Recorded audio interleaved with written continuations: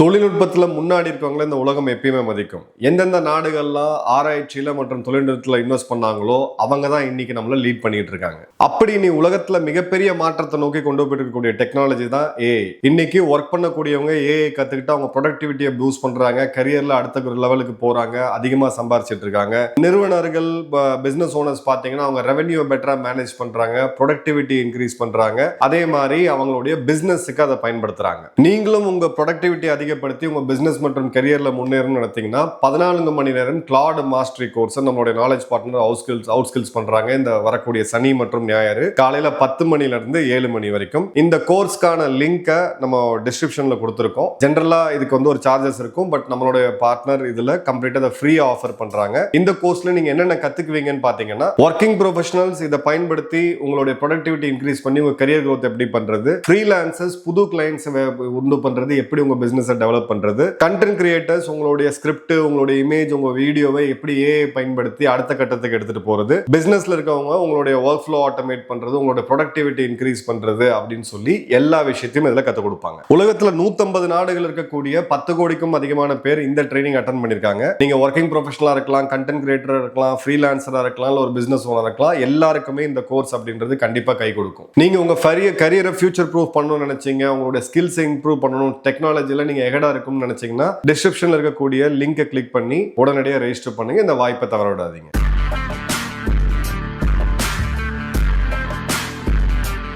வணக்கம் ஜெகன்.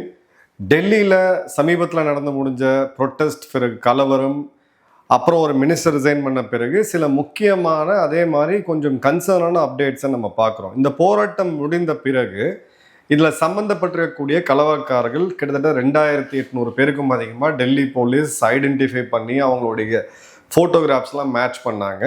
பிறகு ஹரியானா போலீஸ் இதோடைய நடவடிக்கை எடுக்க ஆரம்பித்தாங்க. வெஸ்ட் பெங்காலில், பீகாரில் அப்படின்னு சொல்லி பல மாநிலங்களில் யார் யாரெல்லாம் வன்முறையை கையில் எடுத்தாங்களோ, குற்ற பின்னணி உள்ளவங்களெல்லாம் ஐடென்டிஃபை பண்ணி அவங்களை கைது செய்ய ஆரம்பித்தாங்க. இதுக்கு எதிராக ஒரு கேஸை ஃபைல் பண்ணாங்க கபில் சிபல் அவர்களை வைத்து. இந்தியாவிலே ஒரு காஸ்ட்லியான ஒரு லாயர். இந்த ஒரு மாணவர்கள் எங்கேருந்து இந்த சோகால்டு சிஜேபியோட இந்த ஆட்களுக்கு எங்கேருந்து ஃபண்ட்ஸ் வருதுன்னு தெரியல. பட் மேபி அவர் அந்த கேஸை ஃப்ரீயாக கூட எடுக்கலன்னு சொல்லியிருக்கலாம். இப்போ கேஸை ஃபைல் பண்ணுறாங்க. சுப்ரீம் கோர்ட் ஒரு தீர்ப்பை சொல்லியிருந்தாங்க. என்னன்னா, மாணவர்கள் குற்ற பின்னணியில் இல்லாதவங்க 18 வயசு கீழே இருக்கவங்களாம் அரெஸ்ட் பண்ணாதீங்கன்ட்டு நான் ஏற்கனவே சொல்லியிருந்தேன். அப்போ அர்த்தம் என்ன அப்படின்னா, யார் யாரெல்லாம் குற்ற பின்னணி இருக்கோ அவங்க மேலே நீங்கள் எஃப்ஐஆரை கண்டினியூ பண்ணுங்க அப்படின்றதான். இதற்கு பிறகு இவங்களுடைய ஒரு மிக முக்கியமான நபர், இந்த மாணவர் சோகால் இந்த சிஜேபியோடைய ஒரு லீடர் லெவலில் இருக்கக்கூடிய ரென்கா போன்ற ஆட்கள் என்ன பண்ணுறாங்கன்னா, ஒரு மிரட்டலை கொடுக்குறாங்க. சுப்ரீம் கோர்ட் ஒரு அன்ஜஸ்டிஃபைடான தீர்ப்பை கொடுத்துருக்கு. தீர்ப்பை விமர்சிக்கிற உரிமையும் கான்ஸ்டியூஷன் நமக்கு இருக்காது, ஒன்றும் பெரிய இது கிடையாது. நீதிபதியில் நீங்கள் விமர்சிக்க கூடாது, தவறு இது. இந்த மாதிரி ஒரு அன்ஜஸ்டிஃபைடான இதை கொடுத்துருக்காங்க. கவர்மெண்ட் எங்களுக்கு கொடுத்தது சாவரன் கேரண்டி. ஜேபி நட்டா அவர்கள் போய் பேசி அந்த ஒப்பந்தம் வரும்பொழுது அவங்க யார் மேலேயும் நாங்கள் கேஸ் போட மாட்டோம், போராட்டத்தில் ஈடுபட்ட, நல்லா கவனிங்க, போராட்டத்தில் ஈடுபட்ட யார் மேலேயும் கேஸ் போடக்கூடாதுன்னு கொடுத்தாங்க. இப்போ சுப்ரீம் கோர்ட்டுக்கு அது எதிரான தீர்ப்பை கொடுத்துருக்குது.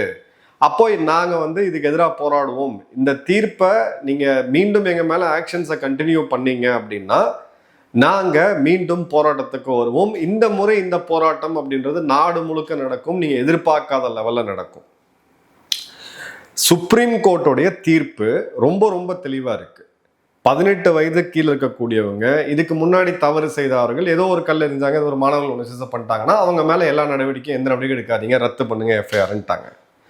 பட் வாகனங்களை உடைச்சது, பெண்களை சீனது, சிசிடிவியை உடைச்சது, 100க்கும் அதிகமான காவலர்கள் தாக்கப்பட்டது, மண்டை உடைஞ்சது, பப்ளிக் ப்ராப்பர்ட்டிக்கு டேமேஜ், நாட்டோடைய இறையாண்மைக்கு எதிராக பேசினதுன்னு சொல்லி இதில் சமூக விரோதிகள்னு சொல்லி அவங்க ஃபோட்டோவே டெல்லி போலீஸ் பப்ளிஷ் பண்ணியிருக்காங்க.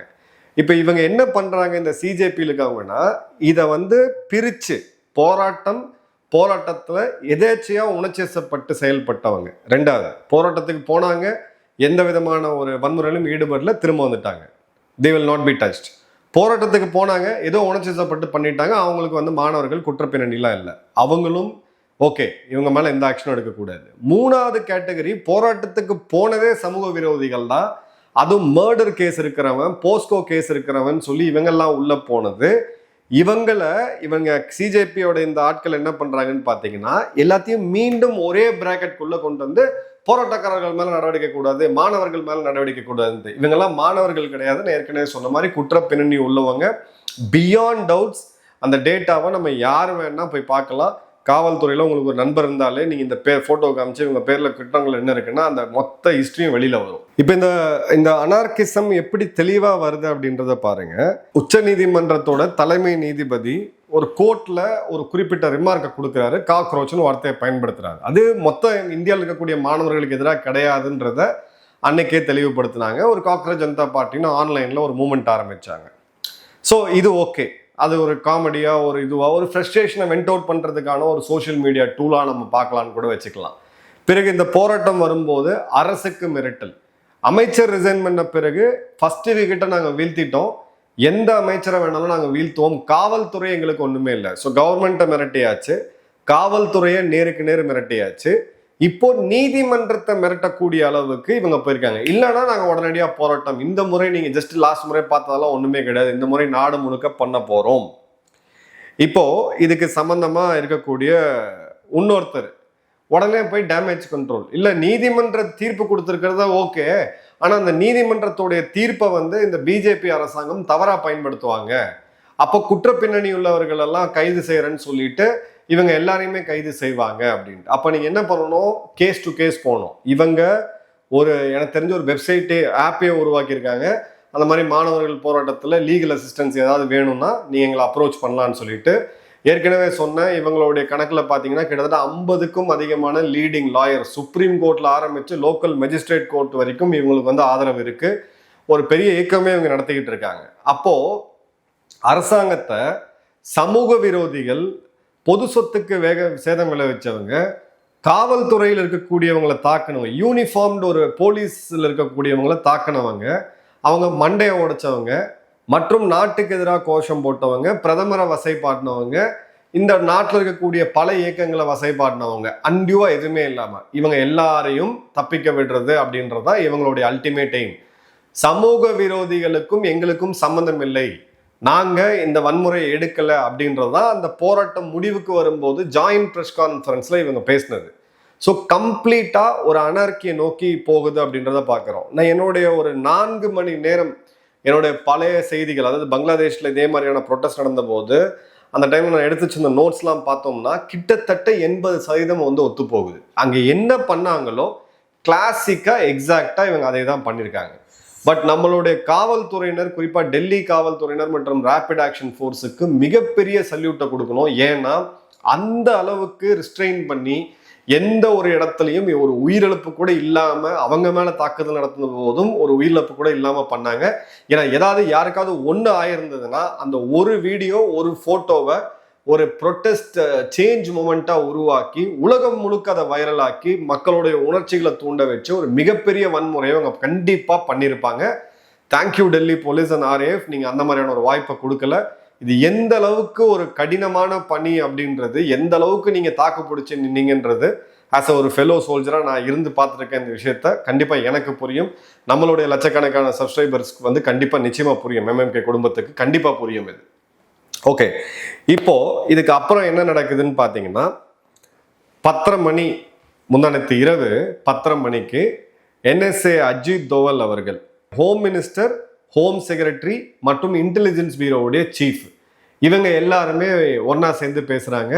கிட்டத்தட்ட 1/2 மணி நேரத்துக்கு 3/4 மணி நேரத்துக்கு மேல போயிருக்கு. இந்த மாதிரியான இம்பார்ட்டன்ட் அப்பாயின்மெண்ட்ஸ் நாட்டோடைய பாதுகாப்புல இருக்கக்கூடிய இவங்க எல்லாரும் பாராளுமன்றத்துல பேச்சு போயிட்டு இருக்கும்போது பாராளுமன்ற அலுவலகத்திலே எல்லாரும் ஒன்னா சந்திச்சு பேசுறாங்க அப்படின்னா இன்டெலிஜென்ஸ் இன்புட் அப்படின்றது வேற லெவல்ல வந்திருக்குன்றதை நம்ம நிச்சயமா யூகிக்க முடியும். ஸோ இதுக்கு பின்னாடி சாலிடா ஒரு பிளான் இருக்கு. இப்போ இவங்களுடைய அடுத்த ஸ்ட்ராட்டஜி, இந்த மூமெண்டோடைய ஃபேஸ் யாரு? சோனம் வாங்சுக். அபிஜித் தீப்கே ஒரு இந்த மூமெண்ட் ஆரம்பிச்ச ஃபவுண்டர். பட் இந்த ப்ரொட்டஸ்டோடைய ஃபேஸா யார் இருந்தா சோனம் வாங்சுக். அவரு உண்ணாவிரதத்தை முடிச்சாரு, கவர்மெண்ட் கிட்ட இந்த கோரிக்கையை ஏற்றுக்கிட்டது நன்றி அப்படின்னு சொல்லிட்டு அவர் இப்போ லடாக் கிளம்பி போயிட்டாரு. ஹாஸ்பிட்டல்ல இருந்து டிஸ்சார்ஜ் ஆகி லடாக் கிளம்பி போயிட்டாரு. அபிஜித் தீப்கே எங்க? அந்த போராட்டம் முடிஞ்சு அதன் பிறகு இவங்க எல்லாம் ஒன்னா சேர்ந்து பார்ட்டி பண்ணக்கூடிய அந்த போட்டோஸ் வீடியோஸ் எல்லாம் வெளியிடுது. ஓப்பனாகவே பண்றாங்க, இல்லை ஒளிவு முறையெல்லாம் எதுவும் இல்லை, யாரும் திட்டத்தனமா கேமரா வச்செல்லாம் எடுக்கல. ஓகே, இப்போ பசங்க இந்த காலத்து பசங்க பப்பிங் பண்ணுவீங்க, நீங்கள் செலிப்ரேட் பண்ணுறீங்க, fine, that's also fine. But அதுக்கப்புறம் அடுத்த நாள் பார்த்தீங்கன்னா அபிஜித் தீப்கே ஒரு ஹீரோ இமேஜ் கொடுத்து கையில் ஒரு வென்ஃபார்மோட இவருக்கு வந்து இதில் இருக்கிறாரு, டைஃபாய்டில் இருக்கிறாருன்னு. எண்ணி 6 மணி நேரத்துக்குள்ள அபிஜித் தீப்கே டிஷர்ட் போட்டு ஏர்போர்ட்டுக்குள்ளே என்ட்ரு ஆகிறாரு, அமெரிக்கா கிளம்பி போயிட்டார்.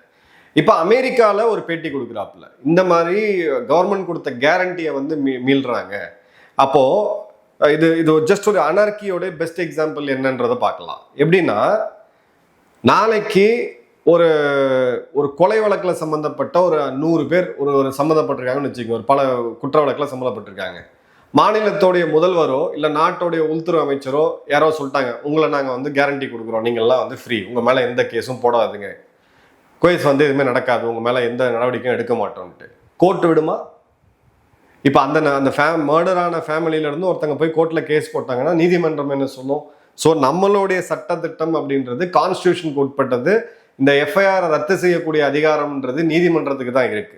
அப்போ எந்த மாநில அரசு அவங்கவுங்க ஆட்களை வந்து ரிலீஸ் பண்ணிட்டு போயிட்டே இருக்கலாம். குற்றத்தை ப்ரூவ் பண்ணப்பட்டு அதில் தண்டனை அனுபவிச்சவர்களுக்கு தண்டனை காலத்தை, அதுவும் நன்னடத்தை விதியின் மூலியமா செய்யறதுக்கு மட்டும்தான் மாநில அரசாங்களுக்கு அதிகாரம் இருக்கு. அதுவே ஒரு லிமிட் வரைக்கும் தான். ஸோ ஒரு கம்ப்ளீட்டா இந்தியாவை ஒரு பனானா ரிபப்ளிக்கா மாற்றணும்னு சொல்லிட்டு இப்போ இந்த மாணவர்கள் எல்லாம் தெரியாம பேசிட்டாங்க. சோ கால்டு இந்த சிஜேபியோட லீடர்ஸ் எல்லாமே இதை தெரியாம பேசிட்டா பரவாயில்ல. ஒருத்தர் வந்து அபிஜித் தீப்கே பொலிட்டிக்கல் ஸ்ட்ராட்டஜிஸ்டா ஆம் ஆத்மி பார்ட்டியில ஒர்க் பண்ணவர், பாஸ்டன் யூனிவர்சிட்டியில பெரிய படிப்பை படிக்கக்கூடிய ஒரு நபர். இன்னொருத்தர் ஏற்கனவே ஜேர்னலிஸ்டா இருந்தவர். இவங்களுடைய வக்கீல் யாரு? கபில் சிபல்.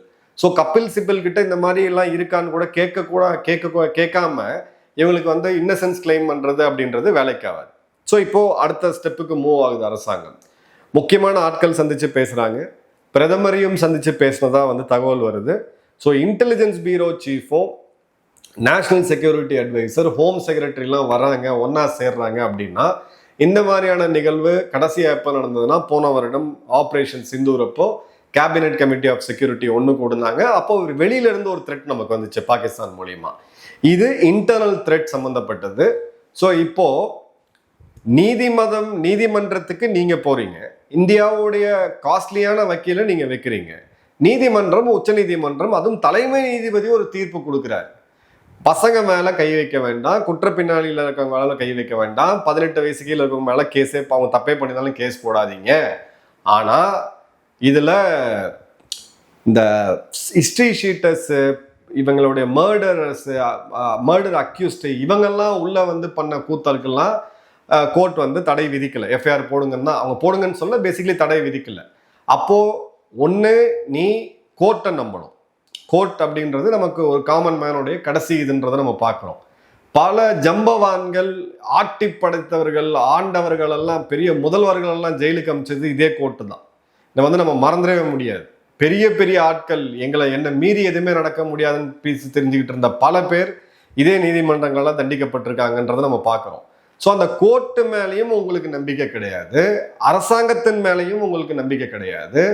அங்கே இருக்கக்கூடிய காவல்துறையினர் உங்களுக்கு கேவலமானவர்கள், அவங்க பொது மன்னிப்பு கேட்கணும். நாளைக்கு ராணுவம் வந்தால் ராணுவம் உங்களுக்கு பொது மன்னிப்பு கேட்கணும். பண்ணாட்டி நாங்கள் தெருவில் இறங்கி ப்ரொட்டஸ்ட் பண்ணுவோம், உங்களை என்ன பண்ணுறோம் பாரு, ஒரு விக்கெட்டை தூக்கிட்டோம், இன்னும் 10 விக்கெட்டை தூக்குறோம்.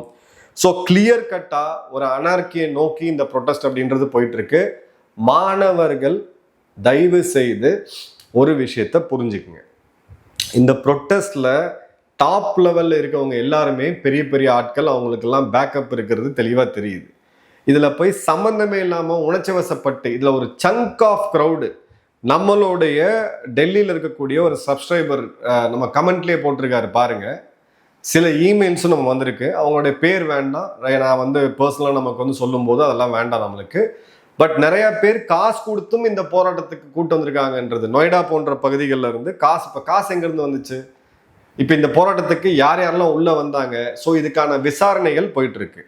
நூற்றுக்கணக்கான சோஷியல் மீடியா இன்ஃப்ளூயன்சஸ், குறிப்பாக இன்ஸ்டாகிராமில் ட்ரெஸ்ஸை பற்றி போட்டுட்டு இருந்தவங்க, குக்கிங் பற்றி போட்டுட்டு இருந்தவங்க, தங்களுடைய உடலை பற்றி போட்டுட்டு இருந்த இன்ஃப்ளூயன்சஸ் எல்லாமே சடனாக பார்த்தீங்கன்னா சிஜேபிக்கு ஒரு மிகப்பெரிய சப்போர்ட்டர்ஸாக மாறினாங்க.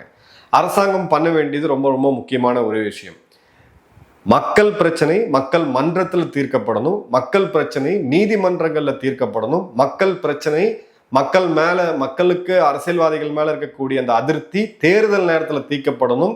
இதற்கான இன்ஸ்டிடியூஷன்ஸ், நம்மளுடைய கோர்ட், நம்மளுடைய காவல்துறை, நம்மளுடைய அரசாங்கம், நம்மளுடைய சிபிஐ போன்ற இன்ஸ்டிடியூஷன்ஸ் இதெல்லாம் சுதந்திரமா இயங்கணும். இந்த இடத்துல அரசியல் தலையீடுகள் இருக்கிறது நம்ம எல்லாருக்குமே தெரியும். அதை எப்படி சரி பண்ணணும்னு பார்க்கறது தான் சரியான ஜனநாயகமா இருக்கணும். ஜென்சிஸ் அடுத்த கட்ட பாலிடிக்ஸ்ல உள்ள வரும்போது இந்த இடத்தை சேலஞ்ச் பண்ணணும்.